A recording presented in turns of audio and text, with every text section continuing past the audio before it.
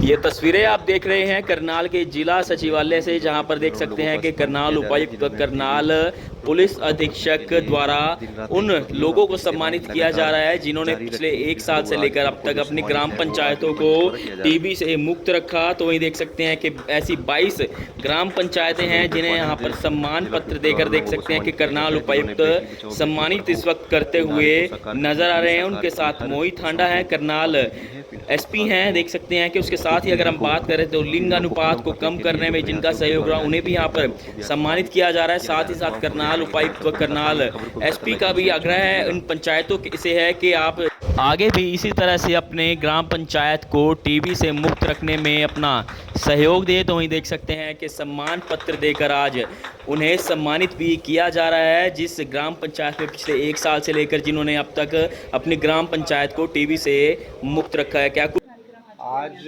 हमने हमारे एक तो कुछ एक ग्राम पंचायत हैं, 22 ग्राम पंचायत जो कि टीबी मुक्त रही हैं 1 साल तक, उनको हमने सम्मानित किया है और उनसे हमने निवेदन किया है कि ये मुहिम जारी रहनी चाहिए, दूसरी साल, तीसरी साल, चौथी साल आगे तक जारी रहेगी। दूसरा, ग्राम पंचायत के जो हमारे सरपंच हैं और जो मेम्बरान आए हैं यहाँ पे, उन्होंने हमें आश्वस्त ये भी किया है कि वो सिर्फ ना कि अपनी ग्राम पंचायत बल्कि लगती हुई ग्राम पंचायतों को भी वो इस मुहिम में जोड़ेंगे और रिज़ल्ट दिखाएंगे। दूसरा, हमारे यहाँ पीएचसीज़ और हमारे जो डॉक्टर हैं, इन्होंने जो सेक्स रेशियो उस पर बड़ा अच्छा काम किया है। जो अबॉर्शन इलीगल होते थे और जो अन्य गतिविधियाँ ऐसी होती थी, उन पे इन्होंने अच्छे तरीके से रोक लगाई है और उन्होंने रिज़ल्ट दिखाए हैं, तो उन्होंने हमें सम्मानित किया है। हमने इनको और इनसे रिक्वेस्ट की है कि आगे भी इस मुहिम को जारी रखें और अपने साथियों को मोटिवेट भी करें। कितने लोगों को आज ग्राम पंचायत में जो है 22 ग्राम पंचायतें आई हैं। इसके अलावा तीसरा एक सरकार की भी मुहिम है। एसपी साहब की तरफ से ग्राम पंचायतों को हमने सहयोग मांगा है कि नशा मुक्ति में हमें सूचना प्रोवाइड करना है और हमने आश्वस्त किया, एसपी साहब ने भी आश्वस्त किया है कि उस पर कार्रवाई हम ज़रूर करेंगे। देर सवेर हो सकती है लेकिन कार्रवाई ज़रूर होगी। तो ये 3 हमारे मुख्य आज के मुद्दे थे यहाँ पे मिलने का।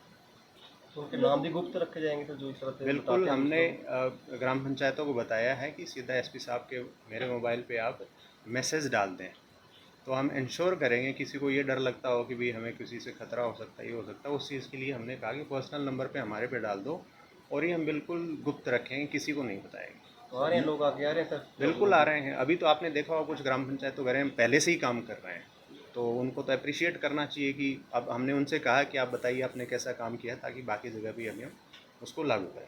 सर, सेक्स रेशो में अपने डिस्ट्रिक्ट की क्या पोजीशन है?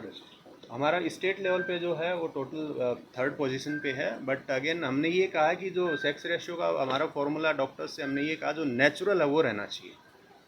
हमारा कोई टारगेट नहीं होना चाहिए इसमें, जो नेचुरल है, गलत कोई काम ना करे, ये हमारा मुख्य उद्देश्य होना चाहिए। लोग जागरूक हुए हैं पहले? बिल्कुल, यहाँ पे हैं।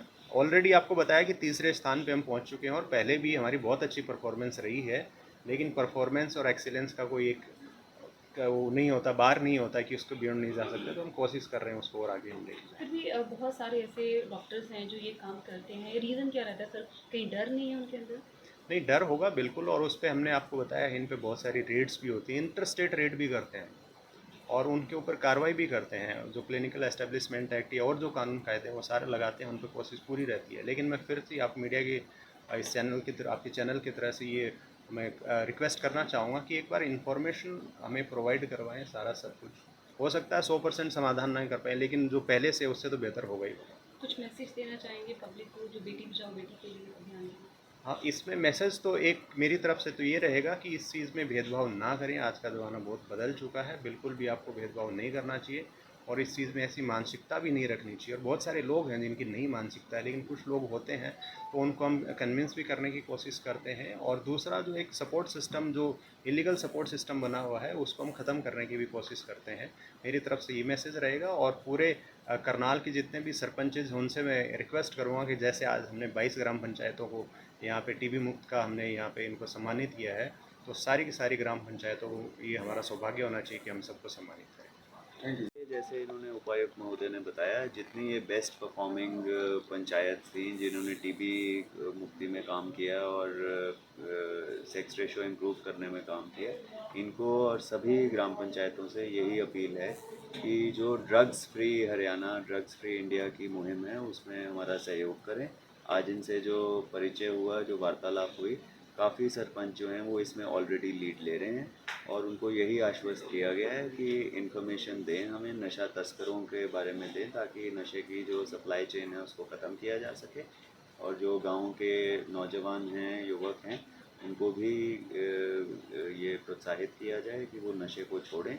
जो ऑलरेडी पीड़ित है उसको भी हेल्थ डिपार्टमेंट के साथ मिलके उनको काउंसलिंग, उनका उपचार जो है वो भी कराया जाए और इसी प्रकार हम नशा मुक्त हरियाणा की ओर बढ़ेंगे। कोई कांटेक्ट नंबर जहां लोग आपको मैसेज कर सकें लेकिन गुप्त रखा जाए? देखिए, जो ऑफिशियल नंबर है उस पर ये कर सकते हैं, बाकी हम प्लान करेंगे कि जल्दी एक डेडिकेटेड ड्रग्स फ्री करनाल की हेल्पलाइन भी जारी की जाए। सर, साथ क्राइम लगते बहुत राज्यों से भी, साथ लगते राज्यों से भी सर नशा काफ़ी आता है। जी, जो पूर्ण रूप से इसका जो इंटर डिस्ट्रिक्ट, इंटर स्टेट है वो एक बिल्कुल जॉइंट कोऑर्डिनेटेड वे में मैकेनिज्म किया जाएगा और जैसा कि आपको पता है कि नशा केवल नशे में इंडिविजुअल को ही प्रभावित नहीं करता, ये बाकी क्राइम में भी योगदान देता है, तो उसको रोकने में भी हमें सहायता मिलेगी। सर, वैसे भी करनाल में क्राइम बहुत बढ़ता जा रहा है, क्या कहना चाहेंगे?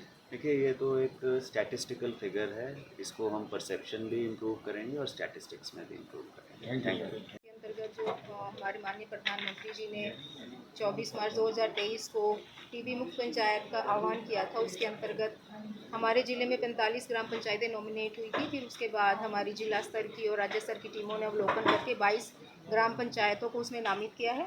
उसी कड़ी में आज डीसी उपायुक्त महोदय जी ने उनको सम्मानित किया है।